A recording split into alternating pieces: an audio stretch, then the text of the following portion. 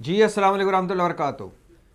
एक खौफनाक इंकशाफात भरी प्रेस कॉन्फ्रेंस, एक हौलनाक इंकशाफात भरी प्रेस कॉन्फ्रेंस, एक bombshell press conference. Commissioner Rawalpindi Liaquat Chattha की प्रेस कॉन्फ्रेंस। क्या कह रहे हैं? वो कह रहे हैं कि मैंने धांधली की, मैंने धांधली करवाई, मैंने 13 हारे हुए लोगों को जितवाया रावलपिंडी में। और क्या कह रहे हैं? वो कह रहे हैं कि चीफ इलेक्शन कमिश्नर और चीफ जस्टिस ऑफ पाकिस्तान धांधली के इस जुर्म में मेरे साथ शरीक थे। मुझ पर शदीद दबाव था, मैंने गलत काम किया, रावलपिंडी की आवाम से धोखा किया, मैंने इंतखाबी धांधली कराई, मैं इंतखाबी धांधली की जिम्मेदारी कबूल करता हूँ, मैं कौम से माफ़ी मांगता हूँ, मैं अपने मुताबिक रिटर्निंग अफसरों से माजरत चाहता हूँ। जब मैंने इन्हें कहा कि आपने धांधली करनी है, जाली मोहरें लगानी हैं, तो वो सारे बेचारे रो रहे थे। आज भी हमारे लोग बैठकर जाली मोहरें लगा रहे हैं। 70-70 हजार लीड वाले उम्मीदवारों को हमने जाली मोहरें लगाकर हराया। जो लोग रात को हार रहे थे, इन्हें सुबह जितवाया। रावलपिंडी से 13 सीटें जितवाईं जो हारी हुई थीं। मुझे और चीफ इलेक्शन कमिश्नर को चौक में फांसी दी जाए। मैं ज़हनी तौर पर बहुत दबाव में था, चूंकि मैंने गलत काम किया था। मैंने ज़िंदगी भर गलत काम नहीं किया, चूंकि मैंने गलत काम किया था और ये पाकिस्तान से दुश्मनी की थी कि मैंडेट चुराया था, लिहाजा मैं ज़हनी तौर पर शदीद दबाव में था। और इतने दबाव में था कि एक मरतबा मैंने सोचा मैं खुदकुशी कर लूँ। फिर सोचा मैं हराम मौत क्यों मरूँ, इससे बेहतर है कि मैं कौम के सामने तमाम हकायक रखूं। और मैं कौम के सामने तमाम हकायक रख रहा हूं कि मैंने इंतखाबी धांधली करवाई, 13 हारे हुए लोगों को जितवाया। ख़वातीनो हज़रात, मेरी ज़िंदगी की ये सबसे खौफनाक किस्म की प्रेस कॉन्फ्रेंस है जो मैंने सुनी है। कमिश्नर रावलपिंडी कह रहा है कि मैंने धांधली करवाई, और ये इंतखाबात के 8-10 दिन बाद कह रहा है। ये नहीं कह रहा कि वो रिटायर हो गया, इंतखाबात जो जीते जीत गए, जो हारे हार गए, हुकूमत बन गई, उसके बाद किसी दिन अचानक चंद सालों के बाद और वो ऐसी बात कर दे या कोई किताब लिख दे।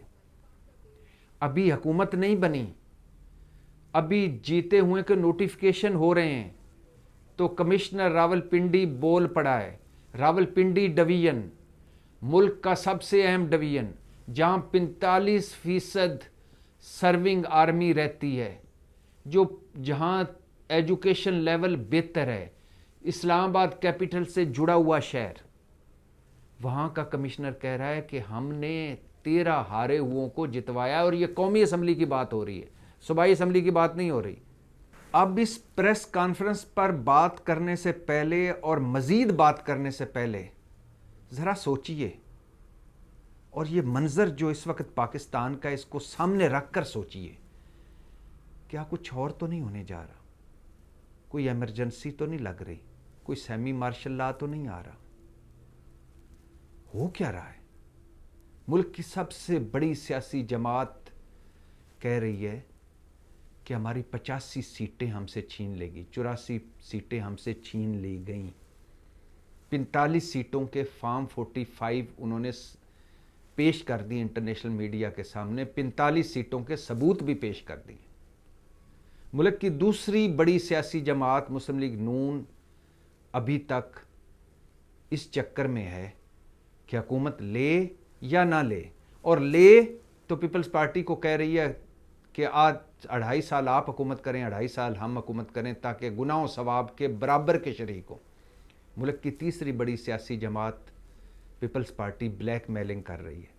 मुल्क की चौथी बड़ी, पांचवी बड़ी, छठी बड़ी पार्टी और 20 पार्टियों तक सड़कों पर है। गो के तहरीक इंसाफ भी सड़कों पर है और आज भी सड़कों पर थी। और आज पहली मर्तबा पिछले 2 सालों में तहरीक इंसाफ के लोग सड़कों पर झंडों के साथ नजर आए और वो नारे मार रहे थे कि साडा मैंडेट वापस करो। खैबर से कराची तक तहरीक इंसाफ के लोग सड़कों पर थे। जहां दफ़ा 144 लगी हुई थी वहां भी सड़कों पर थे। इस्लामाबाद में भी लोग सड़कों पर थे। अब एक तरफ ये हो रहा है, दूसरी तरफ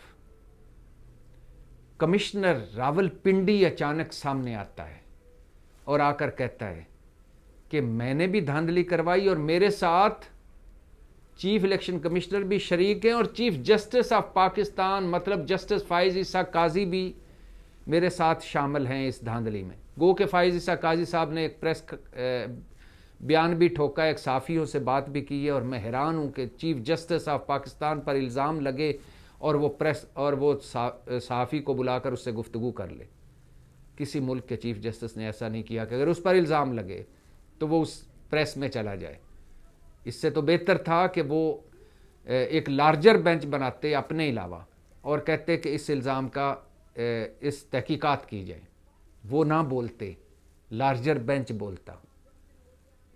खैर, अब लेकिन जिस पॉइंट पे मैं ला रहा हूँ कि पूरी सियासी जमातें गो मगो में, कन्फ्यूजन में, मुल्क कन्फ्यूजन में, मुल्क बुरानों में, ऊपर से कमिश्नर रावलपिंडी उठ के कहता है कि chief justice chief election commissioner भी मेरे साथ है। क्या कुछ और तो नहीं होने जा रहा? ये ज़रा ज़हनों में रखिए। लेकिन ये भी ज़हनों में रहे कि जो कुछ चीफ इलेक्शन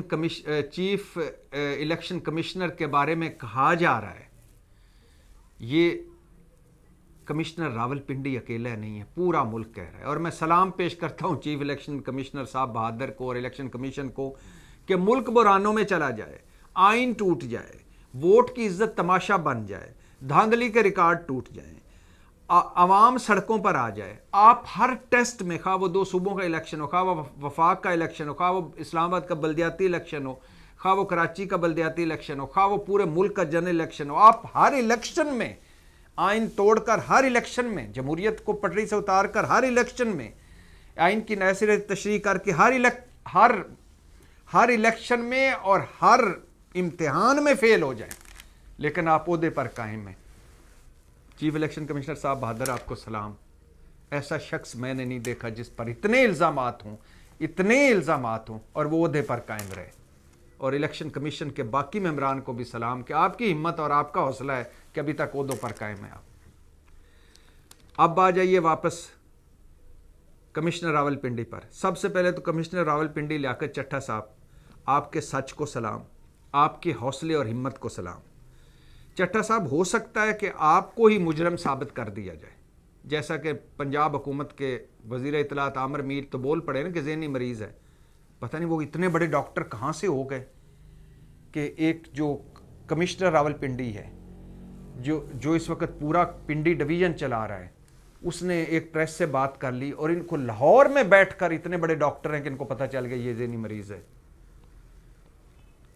लेकिन लियाकत चट्टा साहब, हो सकता है आपको इस मुजरम करार दे दिया जाए कि आप तो मान चुके हैं ना कि धांधली में शरीक थे और आपने धांधली का इतराफ़ किया, लिहाजा आप मुजरम जेल चले जाएं, बाकी सारे छूट जाएं। हो सकता है ये इस मुल्क में, बनाना रिपब्लिक मुल्क, इसमें हो सकता है। चट्टा साहब, हो सकता है आपको ज़हनी मरीज़ डिक्लेयर कर दिया जाए और ज़हनी मरीज़ साबित भी कर दिया जाए। कोई जाली एक मेडिकल रिपोर्ट भी आ जाए कि चट्टा साहब सवेरे आज जब उठे थे तो ज़हनी मरीज़ हो चुके थे, लिहाजा ये ज़हनी मरीज़ है। चट्टा साहब, हो सकता है कि आपको आपके मोबाइल पर इमरान खान के व्हाट्सएप मैसेजेस भी साबित कर दिए जाएं कि और पेश कर दिए जाएं कि ये इमरान खान अडयाला जेल के सुप्रीडेंट के ज़रिए इनसे राब्ते में था और ये इमरान खान के कहने पर, या इमरान खान की मोहब्बत में या तहरीक इंसाफ की मोहब्बत में प्रेस कॉन्फ्रेंस हुई है।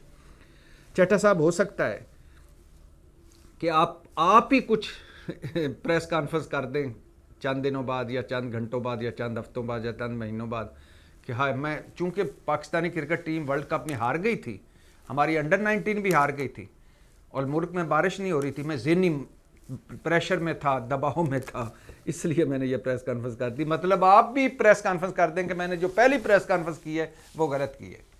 ये मुल्क पाकिस्तान जो है मौजज़ों का मुल्क है चट्टा साहब, करामात का मुल्क है, चिल्लों का मुल्क है। यहाँ कुछ भी हो सकता है ये सारा कुछ हो जाए, लेकिन कुछ भी हो जाए, जो आपने कर दिया है उस पर आपको सलाम। और ये ख़वातीन हज़रात, चट्टा साहब इस इलेक्शन की पहली, ये बम शेल पहला नहीं है और आखिरी भी नहीं है।